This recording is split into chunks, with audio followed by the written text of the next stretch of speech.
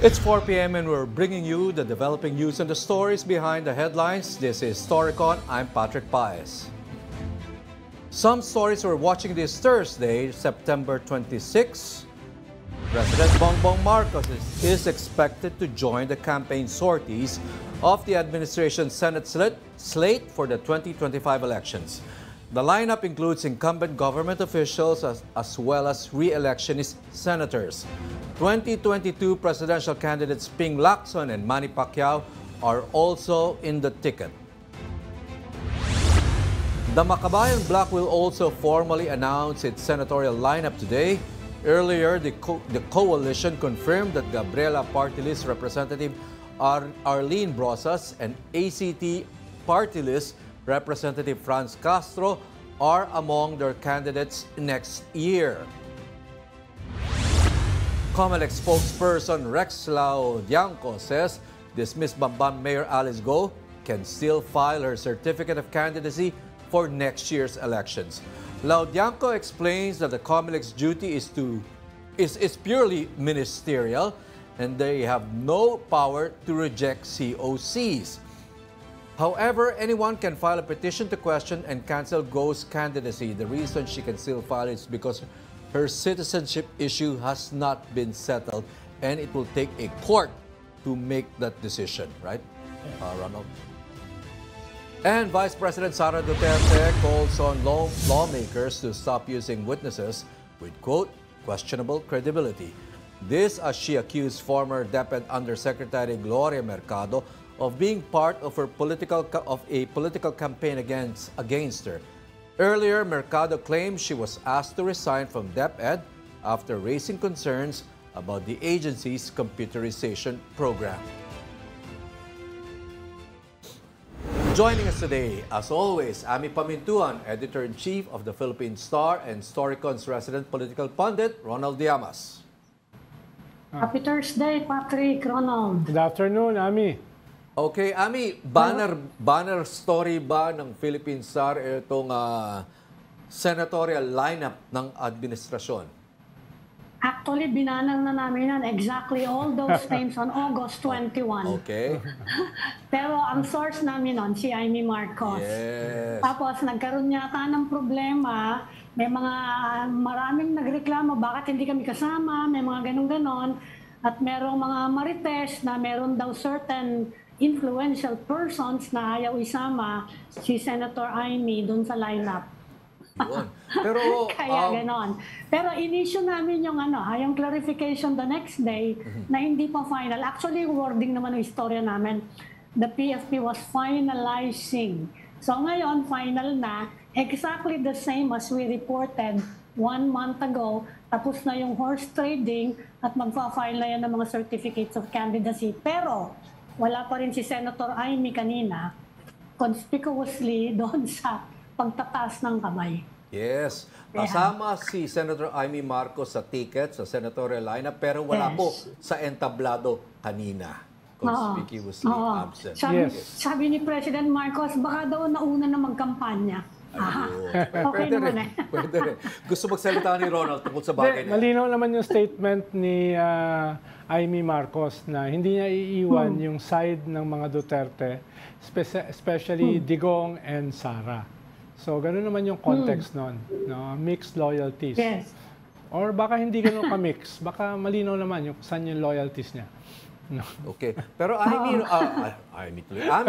okay, from the first time you released this senatorial lineup, may isang, I understand, may isang pangalang nadagdag. Was this either Abby Binay or Camille Villar? Or... Hindi, wala. Wala, ito talaga. Wala. Exactly the same. Exactly the same. Exactly the same. Okay. So, kaya actually, nung finalize nila yan, I think Speaker Romualdez was already there. Alam naman natin siya yung nag-organize ng coalition, di ba? He's the head of Lakas CMD. Tapos yun na nga, nandun na yung presidential sister. Medyo hindi magkasundo yan. Kung nagkakatugma na yung mga kandidato nila, hindi medyo final na yon. Okay. Actually, nung nilabas nila Ami yung survey na yon, ay yung list na yon, si Secretary Abalos medyo malayo sa 12. Ngayon, medyo lumapit na siya sa mga surveys. Ikalawa, parang pinagtatalunan pa si Ben Tulfo at that time. No? Medyo yung Abby Binay, Ben Tulfo ay in the works pa. Ngayon, very clear na si Abby Binay at hindi si Ben Tulfo ang isinama. What factor decided that, Ronald? Well, siguro dahil may isa ng Tulfo no, na kasama. Ikalawa ay baka mas malapit doon sa mga decision makers si Abby Binay than Ben. Si Ben kasi nag-announce na earlier na siya ay magiging independent. Okay. In a way, parang si Raffy Tulfo last election. Independent din. No? At ayun nga, may mga gusto pa sanang humabol dahil alam ko yung nationalista may mga iba pang mga nasa listahan Pero hindi na nakasama rito. For example, 4 na partido yan Ariel- 4 na partido yan. Remember, mahirap talaga example, Ariel Querubin ay nasa Senate slate ng nationalista. Pero mukhang hindi naman siya isinama rito. okay, fearless forecast, Ronald, looking at a 12-person lineup, anong magiging batting average nito? How many do you think will, without naming names, Siguro mga, how many do you think ang lulusot? siguro at least 10. 10 to 11 yung papasok dyan. Malakas talaga. Okay. Anyway, a while ago, our Malacanang mobile journalist Julie Baisa was at the event of the Partido Bagong Pilipinas. Yung ba tawag dito, Julie? Sir, Alyansa para sa Bagong Pilipinas. Ayun. Yan yung tawag doon sa binuo nilang coalition. So, kanina nga, nandyan tayo at doon sa tanong kung nasaan nga si Senator Amy Marcos. Hindi rin natin alam yung sagot, kasi ang pinahawakan nga lang din natin kung ano yung sinabi ni Pangulong Bongbong Marcos na pabiro doon sa kanyang speech. After etong i-anunsyo nga ito, nagkaroon naman tayo ng konting pagkakataon na ma-ambush interview yung mga, una si Congressman Toby Tiangco kasi siya daw yung yung campaign manager noong team. Ang sabi tinanong namin siya kasi ilan nga sa mga nasa line-up, kalaban ng Pangulo noong nakaraang eleksyon. Ang sabi nila, isa-set aside na daw yung mga personal differences. Lahat naman daw ng yan pinili dahil naniniwala sila na susuporta nga doon sa legislative agenda ni PBBM. Even si Senator Soto, ang sabi niya, wala na yung nangyari noong nagdaang eleksyon. Isa pa sa tinanong namin kay Kong Toby, paano yung magiging itsura ng kampanya? Sa ngayon nga lang daw kasi plataforma pa lang yung nailalatag nila. So very fluid pa. Pero si Secretary Chavez, ang sabi niya si PBBM, sasama siya kasi from Monday to Wednesday, itong mga kandidato, magkakanya-kanya daw ng kilos. Pero pag Thursday, Friday, ina-encourage sila na magkakasama silang kumilos together. So abangan din natin kung si Senator Amy, jojoin ba siya dito sa mga, dito sa 12. Tapos si Pangulong Bongbong, tuwing Thursday, actively magkakampaign siya for them. Julie, dun sa mga ruling parties o ruling coalition, yung mga sumamang political parties, wala ritong tiga-NUP, di ba? Dito sa slate na ito. Walang tiga-NUP, pero NUP. I think may mga nandun yung representative ng lahat ng parties kanina. Yes, pero dito sa slate walang NUP. Wala NUP rin, is part of the alliance. the ruling coalition, Okay. nagsama. Wala rin dito ang organic Partido Federal. Mukhang ang Partido Federal dito, si Manny Pacquiao, pero siya ay dalawa yung kanyang organic na partido, yung PROMD at saka yung PDP Laban. Ngayon lang yata siya na sumama sa Partido Federal. So yung Partido Federal are practically wala rin dito sa slate. Yung ruling party. Ang kinakount ng PFP yata is si Tolentino, kinakount nila na Partido Federal and Ben-Hur. Yes, Ben-Hur. Ben-Hur is lakas di saka ba? Lakas. Ben-Hur is Partido Federal. Kinakount siya ng okay. PFP. Okay. Oo, saka si Manny Pacquiao nga, PFP siya considered. Yes, pero mga kanya mga born again Partido Federal. They were born again. never Partido Federal before. Si Francis Tolentino kasi is PDP, di ba? Umalis na siya, di ba? Oo, umalis na Di ba siya. pinalis siya? Yes. Oo. Tapos si Pacquiao is may 2 partido. Tapos si Abalos, hindi ko alam yung partido niya before. Parang lakas. No? So, kasama dito sa Alyansa para sa Bagong Pilipinas ay mga partidong Lakas NUCD, Partido Federal, Nationalista Party, ano pa ba? NUP, Nationalist People's Coalition. NPC. Si Tito Soto, I think, is NPC. Saka NP. NPC represents, ang representative ng NPC, si Tito Soto. Si Ping Lacson is counted as NPC. Lito Lapid and Abi Binay ang counted sila as NPC. Mukhang si Ping is independent. Wala siyang partido eh. Pero siya yung kinakount Yeah. na kasama nung NPC. Tapos yung nationalista, si Amy, Pia, Cayetano, and si Camille Villar, of course.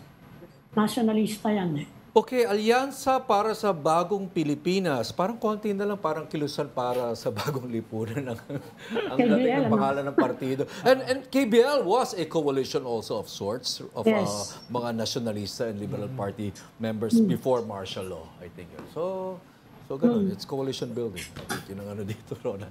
Ronald, should we look into, is there something that we can look into the absence of Senator Amy Marcos dun sa entablado kanina? Parang hindi surprising. No? Dahil malinaw naman, yung very articulate naman si Amy dun sa kanyang mga close friends. At very close siya kay Sara at saka kay Digong. Kaya tingin ko ay sinusubukan niyang, for lack of a better term, mamangka sa dalawang ilog. Ang problema sa namamangka sa dalawang ilog, baka lumubog yung bangka. Okay. Pero Ronald, Julie, medyo it's too conspicuous her absence. For a Marcos. For a Marcos especially, no? Masyadong halata. Diyan ba kanina sa event, Julie, hindi ba pinag-usapan ng mga tao yan dyan? Actually, nung una hindi namin ine-expect, sir, na wala siya. Kasi kumpleto isa-isa silang lumalabas, maganda yung pagkakakilala, ang ganda ng introduction ng Pangulo. And then, yun nga, sinabi niya na naunang nangangampanya, so pabiro na lang yung paraan. And then after that, kaagad namin tinanong actually sa Palace kung anong reason, wala pa tayong nakukuhang sagot so far. Tingin ko, iiwanan na Pero lang hindi yun. unusual yun, Talagang hindi siya nagpupunta, matagal na siyang avoiding Malacanang engagements. Actually, in fact, that story came from the First Lady herself, Yung di ba? pamilya. Actually, nandun siya sa nandun siya sa Duran-Duran Party. Hindi naman Malacanang yun, Marriott. Malaman Ay, yung iba sinabi yan. mo. Pero Last di ba scene, sinabi na nga ni kumbaga. First Lady? Last scene sa Last scene Duran-Duran at the birthday Duran-Duran party. party. At Remember, sinabi ni First Lady na meron namang open invitation sa lahat ng family gathering sa Malacanang. Kung hindi gustong pumunta ni Senator Amy, wala silang magagawa. yes. At saka alam ko kasi yung Duran-Duran Party, lahat ng 400 na dumaloron, sinurrender yung kanilang mga cellphone except Amy Marcos. Tumatango si Julie. Ano hinihintay mo dyan? Julie, anyway. Always present naman kapag work related, kapag dito sa Palace, may mga pirmahang batas, lagi naman present. Pirmahan. Okay. So, Julie, kailan last seen si Senator Amy Marcos dyan sa palasyo? Do you recall an Pero event? medyo matagal na, sir, yung huling may nilagdaan na magkasama sila ng Pangulo. Pero basta laging work-related. Okay. Yun yung pagsasama nila. Julie, hindi mo ba nararamdaman pag nandiyan ka, yung parang Netflix teleserye, no, na Game of Thrones at saka House of Cards? Pag nandiyan ka sa Malacanang. Ano naman well, kami lang naman kasi nandito. so parang wala naman akong ganong nararamdaman. Even sa coverages naman. Parang nahirapan si Julie sagutin. Di ba? Pinihirapan mo pa. Julie, cambio akong konti kasi naghihintay kami ng detalye. Kumusta naman yung pirmahan ng law on agricultural smuggling? Gagawin na daw na economic sabotage. I understand pag economic sabotage, non-bailable. minimum of 30 years ang parusa. Non-bailable and minimum 30 years up to life yan Non-bailable yan. Kumusta yan? Kakatapos-tapos lang actually ng speech ng Pangulo. Pinirmahan na nga yung Anti-Agricultural Economic Sabotage Act. The usual, yung sinabi nga niya na mapaparusahan yung mga involved doon sa profiteering, sa hoarding. Tapos sinabi ng Pangulo Wait, double checking lang ako sa notes. Kasi as in, kakatapos-tapos lang nito before. Yes. Hmm. The usual, layunin nila matanggal, of course, smuggling, hoarding, profiteering, and yung mga cartel, yung cartel activities nga daw, para yung mga local producers, patuloy pa rin na umayos yung kita. Even ang consumer, syempre, mas mababa yung magiging presyo ng mga agricultural at saka fishery products. And sabi ng Pangulo, hindi nga lang daw basta policy to Ang sabi niya, battle cry. Battle cry daw yung batas. Sana matuloy na yan dahil nung second SONA niya, pinromisa ni Presidente yan eh. Pero since then, wala pa yatang nakukulong o nakakasuhan. Lalo na mga government enablers, mga government officials na basically protector ng mga cartel, hoarders at saka smugglers. Actually, mainit nga to nung start ng administrasyon ng Pangulo. Kasi I remember, parating tungkol dito sa smuggling at saka hoarding yung mga nagiging ambush interview at saka statement niya noon. Lalo na nung nakaupo pa siya sa DA. Tama. Pero napakahirap patunayan ng cartelized behavior. Marami nang nagsalita dyan ng mga rice trader. Ang sabi nila, pare-pareho lang naman daw silang nagre-react sa market forces. Right. At and they are doing sound business practices. Hindi naman daw nila sabay-sabay na nire-release yung mga supply nila. Kaya yung hoarding lang, napakahirap patunayan Kaya sabihin nila, nandiyan pa yan hindi naman namin na sabay-sabay i-release. Actually, Ami, kung may political will ang gobyerno, kaya. Dahil malino naman yung indication sa smuggling, hoarding, at saka cartelization. Pero usually kasi maraming katulong sa loob ng gobyerno. Kaya hindi matuloy-tuloy. Mas yun yung problema. Nandun yung bara. Government enablers. Okay. Alam mo, meron na nga silang yung smuggling queen na yon ng onion ba yun na ilang beses nang inimbestigahan, pinangalanan na sa Congress, wala pa rin kaso.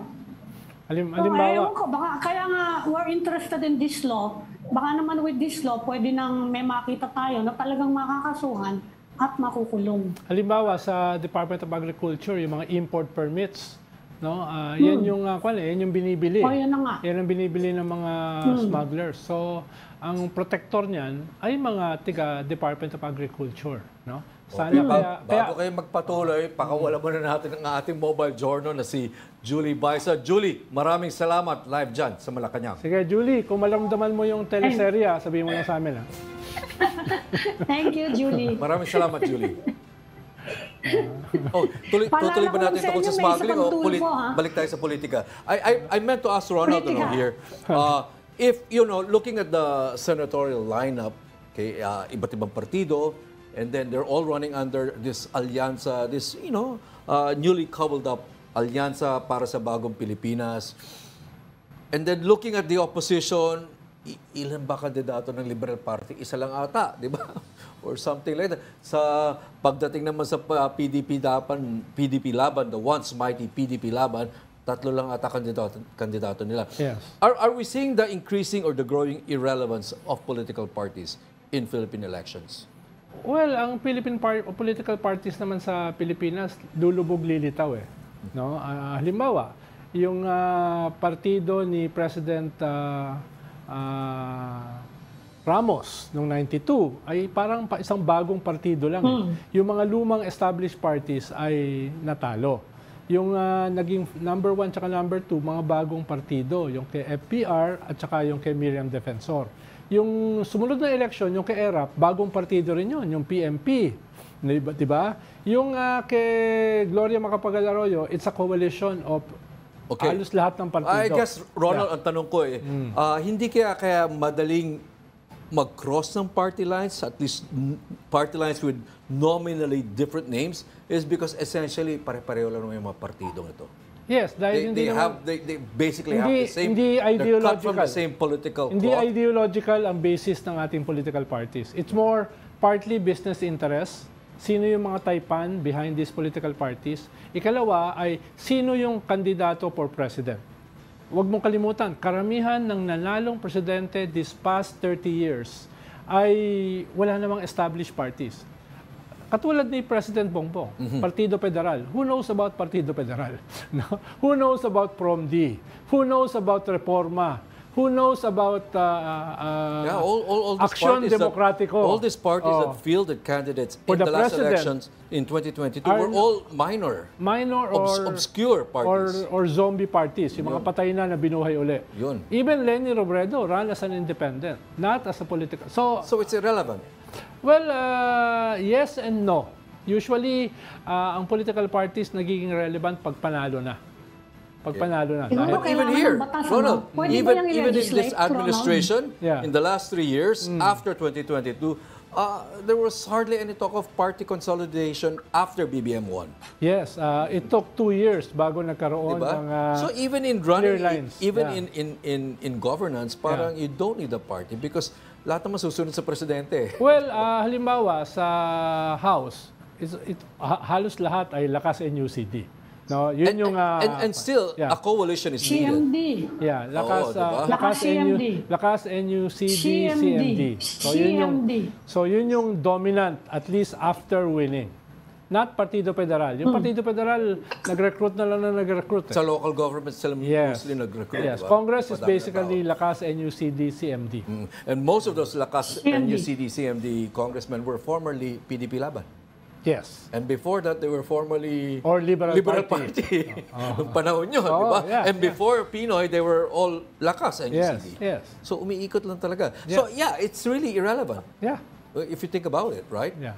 Because this is the main thing. Pero Ronald, Ibahin natin ang nakikita akbayan. mo ngayon. Malinaw ang partido o kaya ideological position ng akbayan or ng Makabayan Bloc. Pero you know, these these two are- parties are more on the fringe. These are marginal parties. Yes. Nasa gilid-gilid Yes. kayo. Pero yan, talagang mga tunay na parties yan. Ideological yan. Pero ang Pilipino kasi hindi bumoboto based on ideology. No? Bumoboto sila based on usually personalities at saka populist issues. Pero Ronald, kitang-kita mo yung break ngayon dito sa lineup, ano? Not a single PDP laban dyan. Wala na talaga, wala na yung PDP. Oo. Talaga, it's a complete break, ano? Yes. At paalala ko lang, there's another tool for running. Nag-announce na si Ben Tulfo. He will run for the Senate. Yes, Nagpunta as- siya sa Marawi and he announced it. So, dalawang Tulfo tatakbo. As I guess he's an independent. independent. Yes, as independent. Independent. Why do you think Ben Tulfo chose Marawi as the place to announce his Mukhang doon siya pinanganak in Pinanganak daw siya 1955. doon. 1955. So parang ganun yung Yes. symbolic na value. Is that a good narrative? Does that make for good optics? Well, kung yun, tingin ko marami naman siyang ibang optics. No, parang yun lang, parang launching. salamin niya. Oo, launching lang ng kanyang campaign yun. Yung sunglasses niya, number one optics Yes. yun. Ikalawa, yung kanyang accent. Yun. No, ikatlo, yung kanyang Bigote. yung kanyang bitag. Yun. Bitag, no? Kilala siya as bitag eh. No, kaya may iba naman siyang kwan. Ito lang parang kwan lang to, mas symbolic na doon siya magsisimula kung saan siya pinanganak. Mas ganun. Pero hindi kaya maapektuhan yung mga boto ni Erwin kung sakasakali. 12 lang yun eh. Actually, Those are only 12 naapektuhan slots. na Ami. Dahil dati kasi 75 si Erwin eh. Ngayon ay 60 na siya, tapos 57 si Ben. Statistically tied na sila. Dati nanggagaling si Ben, mga 40s eh. Tapos 75 si Erwin, si Ben Tulfo ay 40s. Ngayon, nagdikit na sila. So, medyo apektado Yung si powerhouse slate Erwin. na yan. Oo. Yung powerhouse slate na yan, may laban ba yung mga Duterte? Just in case matuloy nga yung warning ni Sara. Baka Natatakbo yung mga kapatid niya. baka si Bongo lang. No? Baka si Bongo. Unless kunin siya ng ICC. No, I mean the Duterte siblings. Kung totoo yung sinasabi ni BP Sara, yung Medyo- magkapatid ng Duterte. Una, I doubt kung tatakbo yung magkapatid na Duterte. No? Dahil hindi rin nila pwedeng iwanan yung bailiwick nila sa Davao.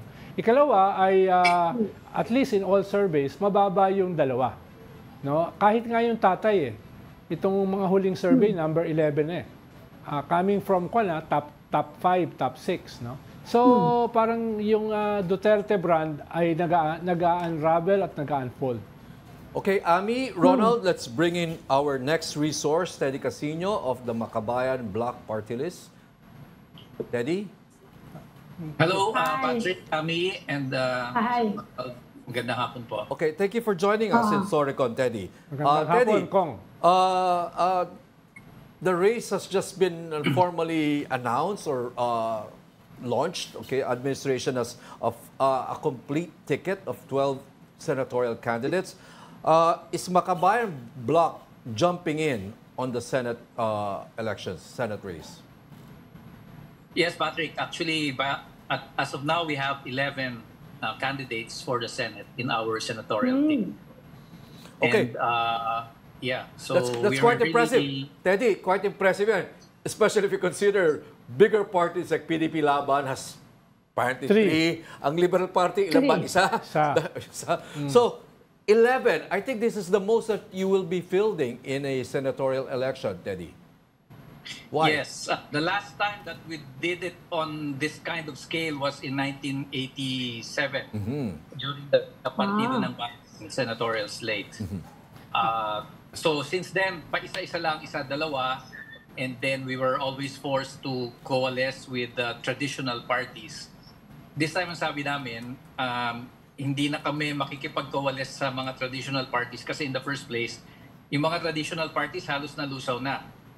And those who are actually yung may kakayanang magbuo ng slate, lalabas yung administration party, and then itong umaastang opposition party, which is the Duterte faction.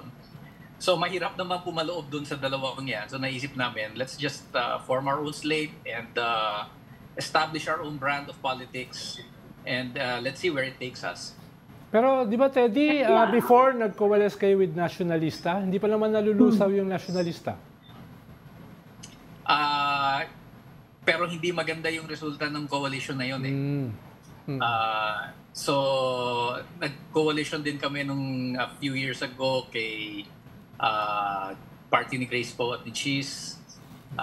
So, you know, after all these attempts at winning a Senate seat through coalescing with the bigger traditional parties, naisip namin, let's try another route.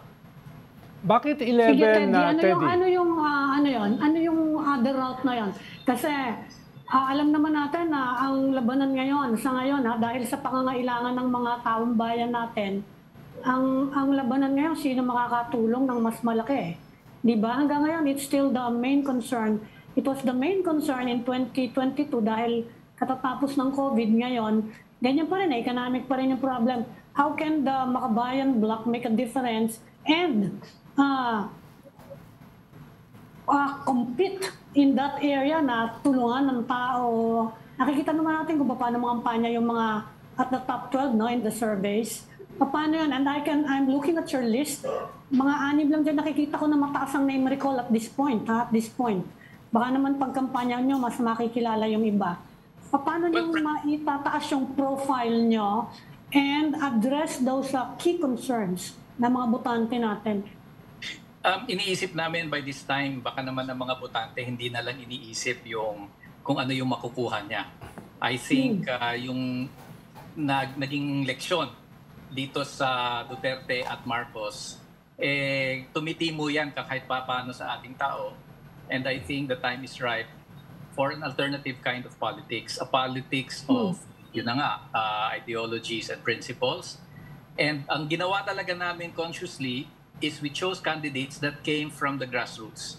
Talaga, manggagawa, totoong mangingisda, totoong magsasaka, totoong nurse, teacher, daycare worker, someone from the Moro groups, an activist. So para ipakita na hindi lang puro political dynasties ang choice natin. And we hope that by making this contrast, na makita ng taong bayan, nga pala, pwede rin naman pala ang taong bayan sa Senado. We hope that will capture the imagination of our voters.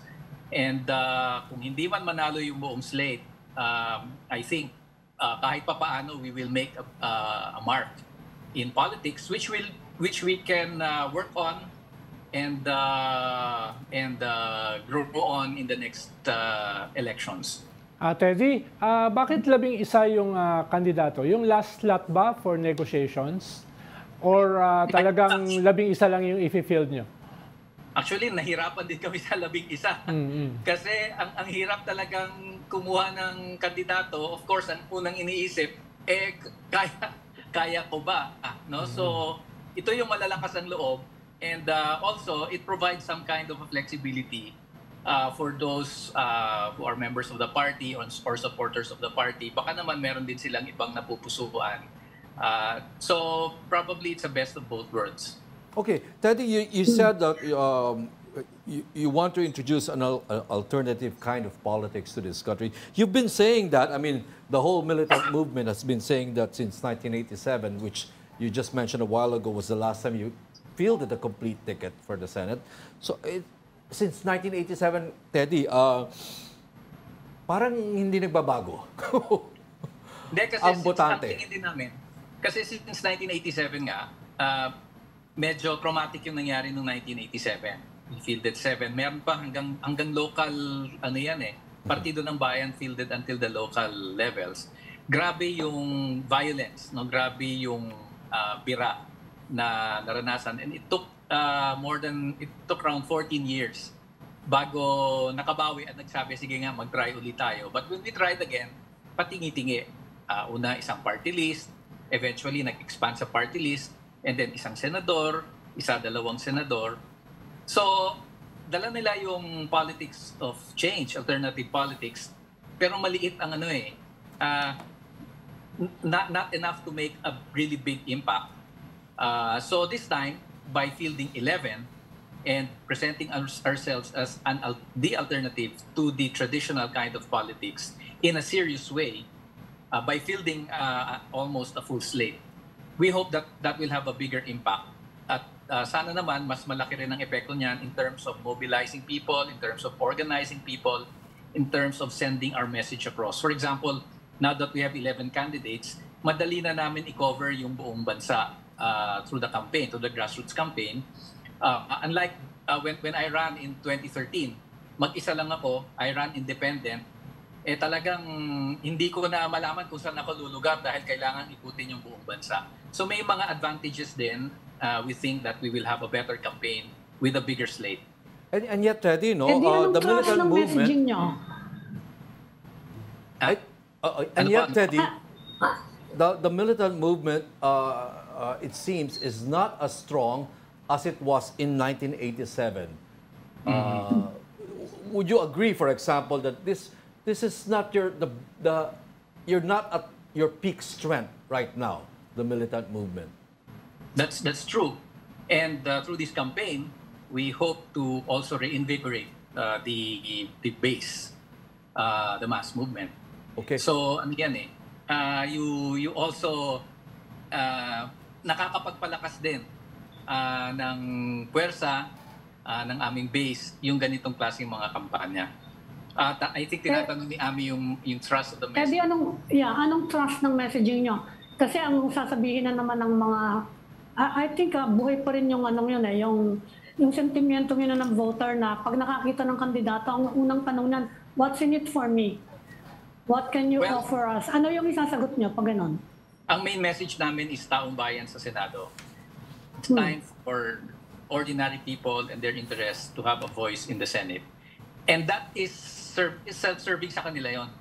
Na hindi na yung mga gusto ng political dynasties ng malalaking negosyante, ng mga asendero, yung masusunod sa Senado, yung taong bayan naman.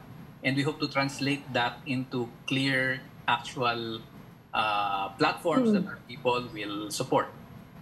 Teddy, open ba kayo halimbawa for a tactical coalition with other leftist groups like yung Partido Lakas ng Masa nila Leody at saka ni Luke na may dalawang kandidato? Doon ko tinatanong yung context ng last seat nyo. Yung ba ay para sa ganung klaseng mga possibilities? Oo, I think yung cooperation and alliances can happen even outside the slate. For example, ang balita namin, yung labor groups would want parang a labor contingent in the Senate. So doon pwedeng magsama, or baka may ibang mga sectors, or baka may mga ibang issues na pwedeng mag-group together yung mga progressive candidates. That certainly can be open. But of course, yung aming partido, kung sino yung miyembro ng partido, syempre yun ang patatakbuhin namin. So far, there's 11. Yung 12 na yun, it's not clear whether we will also declare a guest candidate or baka may isa pang humabol, or this can be reserved for depende na yan kung sino mapupusuan, for example, ng mga sectoral organizations involved in the campaign. So medyo pinag-aaralan pa rin namin what to do with the last seat. Okay, thank you, Teddy Casino. All right. Thank you, Maraming Teddy. Salamat. Good luck, good luck. Salamat. All right. Okay, that was Bayan Chairperson Teddy Casino, candidate for Senator in 2025. Okay, we have a new resource guest joining us in the StoryCon.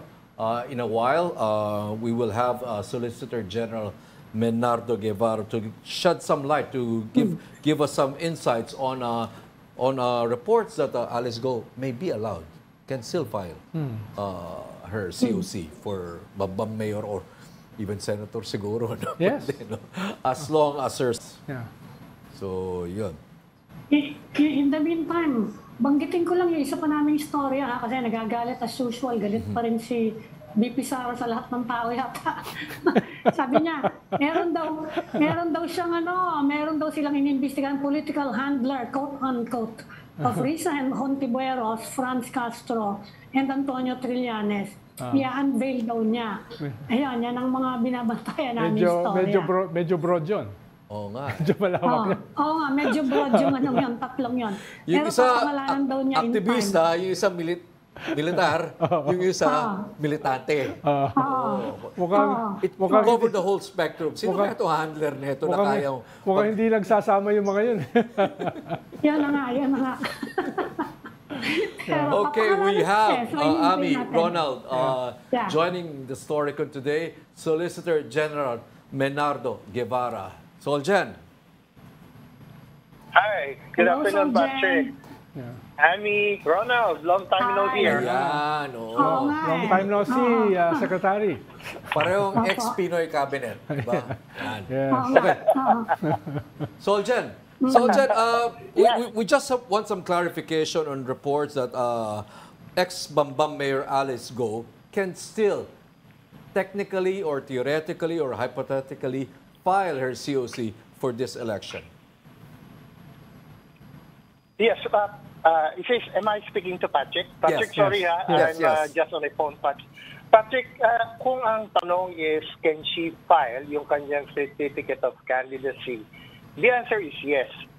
And ministerial on the part of the COMELEC yun, na tanggapin yung certificate of candidacy niya. But whether she'll be able or be qualified to run or not is another matter. That's a totally different matter. Kasi right now, Patrick, yung mga cases that have been filed against Alice Go, none of them has achieved finality.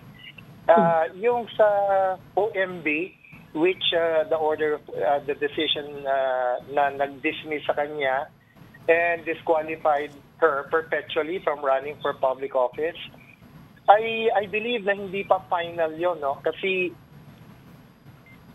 hello? Yes.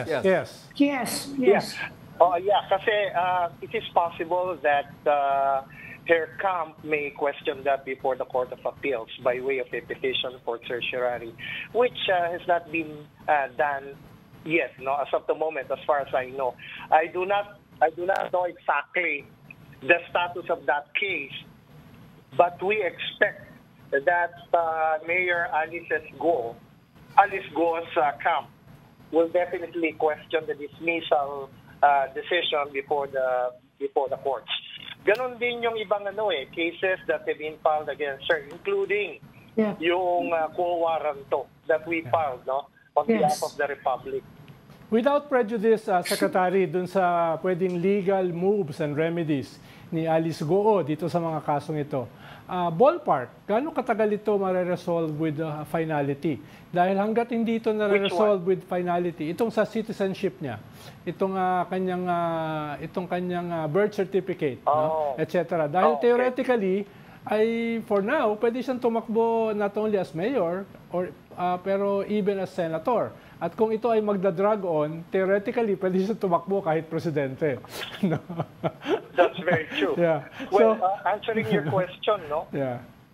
yung petition namin for cancellation ng birth certificate niya, even the quo warranto petition, no? Ang assessment namin diyan, kayang magkaroon ng decision diyan in the trial court before the end of the year. But then itong mga decisions na ito, kahit na pabor sa Republic, kahit na pabor sa Philippine government, subject to appeal. At yung appeal ang magdidelay dyan, no? Soljan, yan yung itatanong ko, Soljan. As in may final word nun, it can go all the way to the Supreme Court, di ba? And if it will go to the Supreme Court, yung mga lahat ng kaso niya, whatever the decision sa mababa, pwede siyang umakyat sa Supreme Court. And until there's a final ruling sa Supreme Court, she can run for anything actually. Di ba? Theoretically, that is true. You know, Ami, dalawa lang nakikita kong possibilities dyan, no? Para hindi siya talaga makatakbo na sa next elections and possibly all future elections. Number one, yung decision ng ombudsman dismissing her and perpetually disqualifying her from office, no?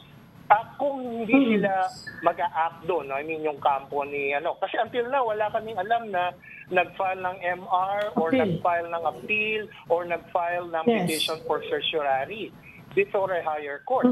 So, kung yun ay nag-attain ng finality because Alice Goscamp didn't do anything, then tapos ang boxing. Alright? It would have attained finality. Pero I think malabo yun. No? Siyempre, sigurado kung questionin nila yan. The other avenue, Ami, the other avenue is yung COMELEC case. Remember na merong investigation na ginawa ang COMELEC for misrepresentation. So, yung misrepresentation na yan, pagka nag-resolve finally ang COMELEC, kahit na nakapag-file na sa October ng Certificate of Candidacy itong si Alice, pero bago mag-eleksyon ay meron ng decision ang COMELEC disqualifying her for alleged misrepresentation, no?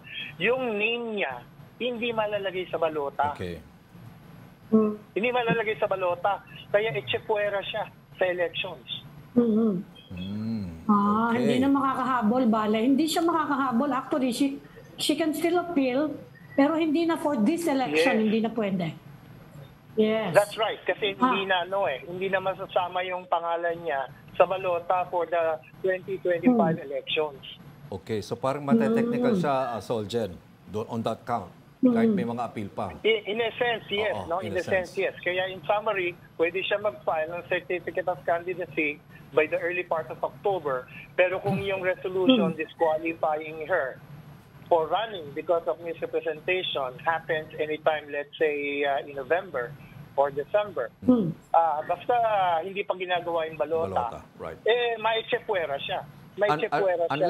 Unless technically, Soljan, makakuha siya ng order from the court compelling the COMELEC to put her name there. Parang ganon.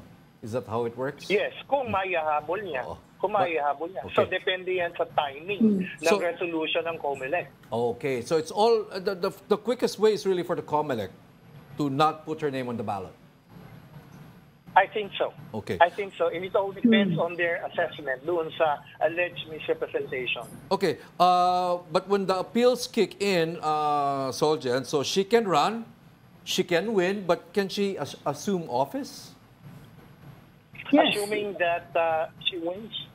I mean, ihabol pa siya sa balota at nanalo siya, gano'n. And all the other cases are pending appeal. She can. You know, she can. Technically, yes. Okay, but then it will have to be a matter for the DILG, for example, to step in and, let's say, suspend her or something like that? Kung may court order. Maybe for some other course of action, no? Maybe for, Kasi kung gano'n na magiging sitwasyon na nothing has become final by the time na mag-election, no? Talagang pwede siyang tumakbo at maaari pang manalo, no? Hello. Well, So, DILG, Alright. tama kayo. Tama yung observation nyo. DILG will probably enter the picture. theoretically, pwede siyang isuspend ng DILG. Ng DILG. Maghahanap Wala ng- bang limit yun? Maghahanap ng kung ano-ano mga kaso. Walang limit yun na... Yung preventive suspension may time limit. For a particular reason. No? Yeah. So, kung marami kang iba-ibang reason, iba-ibang preventive Yes, suspension. iba-iba. Kumusta status, Soljan? Kumusta status ng Cowaranto case? Well, fortunately, dito sa Quo Warranto case, nag-file ng motion to dismiss itong kampo ni Alice. And recently, the Regional Trial Court in Manila denied the motion to dismiss. Na-deny yung motion to dismiss nila, so tuloy lang yung kaso at they will have to file the responsive pleadings na and proceed to the trial of this case eventually. Secretary, on another issue, parang ano bang status ngayon ng position ng government vis-a-vis the ICC? Dahil more than a month ago, sabi ni Justice Secretary Remulla na open silang papasukin through the Interpol kung sakali mag-i-issue ng international warrant. Well, yung statement naman ni President Bongbong several months ago ay yun dati pa rin, no coordination with the ICC. So, ano ba talaga, what gives? Ano ba talaga yung magiging status kung halimbawa next month maglalabas ng international warrant at ipapa-implement sa Interpol, no? Ano bang papapasukin ba? Hindi, no? Dahil minsan confusing yung messaging eh. Papacheck as far as I know, walang change doon sa position na binitiwan ng presidente many months ago.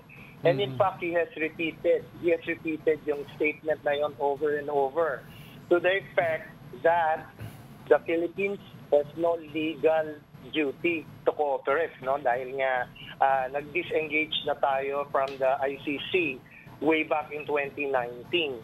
So as far as that policy is concerned, I am not aware that the President has deviated from what he has consistently stated before. So it's a policy. So what was And that? it's up to him whether he will stick to it or not. So what was that statement ni Justice Secretary Remulla about the Interpol? What was that about?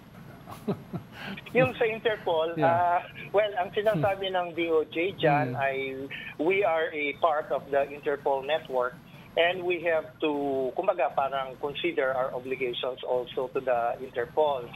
Pero siyempre, the Interpol, as we all know, is a network, no? It's an international network. Wala naman siyang sariling niyang puwersa, no? Yung parang composite police force, no? To implement anything. Kaya ang mangyayari dyan, in my opinion, they will have to coordinate with their national counterpart, which is the PNP. The PNP is under the DILG, which is under the Chief Executive. Kaya unless the Chief Executive changes his directive to all executive agencies, including the DILG and the PNP cannot move. Okay, Soljan, Soljan, it's a political decision. Is there an update, Soljan, It's from... a political decision. It's a It's a policy political decision. Political. Exactly, Ami. Soljan, is there an update from the ICC regarding its request to interview 5 personalities? Former PNP officials, I think most of them.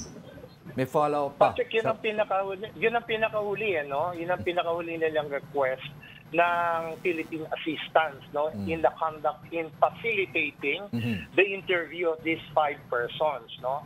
I am not aware if the DFA made an official response.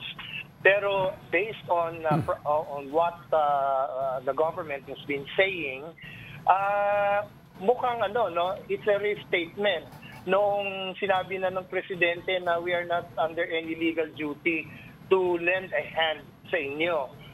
Ako naman on my part, sinabi ko na while we maintain that position na we are not under any legal duty to cooperate, wala naman makakapigil doon sa prosecutor, no, ng ICC to conduct his investigation because he can do it abroad, he can do it by email, he can do it by phone conversation. That's entirely possible, and we cannot prevent him from conducting or performing his mandate. Provided, of course, na yung mga persons na gusto niyang kausapin agree to be interviewed. Okay. It sounds like, Soljan, it sounds like na parang your response to the ICC or the message that's being sent across to the ICC is bahala kayo kung gusto niyo intervene. Parang ganon. That is correct. Oo, basta pumapayag yung gusto nyong interviewin. Kung gusto magbigay ng info nung gusto nyong interviewin, mga private persons naman yung iba dyan, wala kaming, hindi namin mautusan yan na huwag kayong sumagot, huwag kayong makipag-cooperate. Pero yung mga, yung nasa government na who are still serving, baka merong influence ang ating existing policy on whether they will talk or not.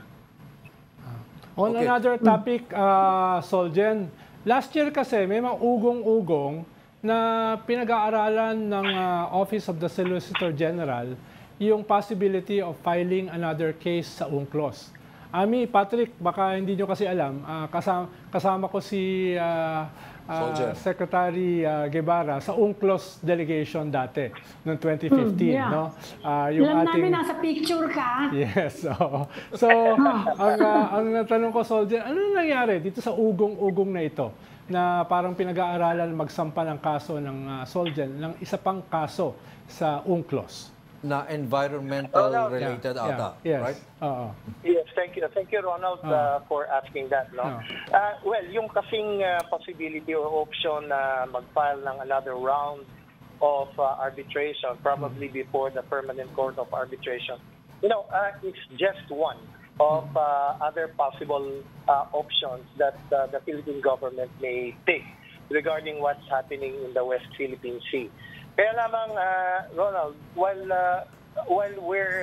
we have been preparing for all of these possible options, the thing is we take our cue from the President. No, he's the chief architect of our foreign relations.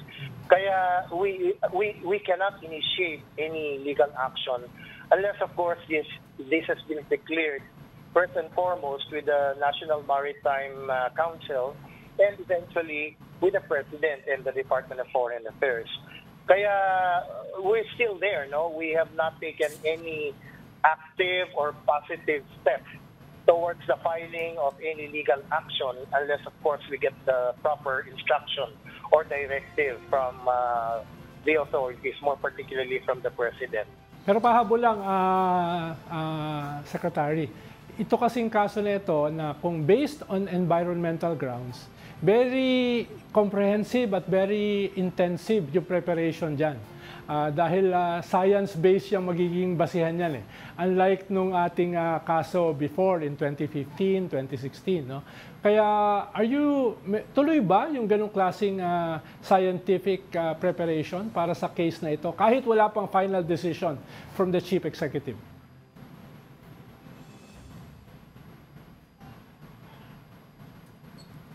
Okay, I think maganda yung tanong, pero mukhang overtime na tayo, tsaka mukhang the call already dropped. Yeah. That was Solicitor General Menardo Guevara joining us in the story conference. Maraming salamat. Thank you na rin, Soljan. Soljan. Kahit naputol. Thank you. Thank you. Sigurado ko naman hindi sinasadya yung pagkaputol. Okay. Thank you, Ami Pamintuan, Editor-in-Chief of the Philippine Star, and Ronald Llamas, our resident political pundit. Join us again tomorrow at 4 p.m. for the StoryCon. I'm Patrick Paez. We are One News, all sides, all the time. This is the Story Conference Group or the StoryCon Group.